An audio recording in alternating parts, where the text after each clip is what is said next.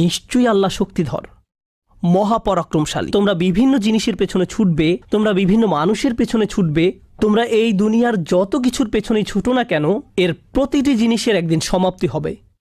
এর প্রতিটি জিনিস দুর্বল, এই কারণে তুমিও দুর্বল হয়ে পড়েছ। কিন্তু শেষবারের মতো যখন তুমি এই সিদ্ধান্ত গ্রহণ করবে, তোমার যত চাওয়া পাওয়া আছে তার মাঝে সবচেয়ে বড় চাওয়া পাওয়া হলো তোমার মালিককে খুশি করা, যখন তুমি সব কিছুর উপরে আল্লাহর সন্তুষ্টিকে প্রাধান্য দাও, যখন তুমি দুর্বল কাউকে পেতে চাও, তখন তুমিও দুর্বল হয়ে পড়ো। কিন্তু তুমি যদি আল্লাহকে চাও, যিনি শক্তিধর এবং মহাপরাক্রমশালী, তাহলে এটা তোমাকে কেমন করে তুলবে? এটা তোমাকেও শক্তিশালী করে তুলবে। আর যখন তুমি শক্তিশালী হয়ে উঠবে, জীবনে বিভিন্ন জিনিস আসবে যাবে, কিন্তু তোমার শক্তিমত্তার কোনো কমতি হবে না। যে জিনিসের পেছনে তুমি ছুটছো তা ভেঙে পড়ার কারণে তখন তুমি আর ভেঙে পড়বে না, কারণ তুমি দুনিয়ার এসব তুচ্ছ জিনিসের চেয়েও অনেক অনেক উচ্চ একজনের সন্তুষ্টির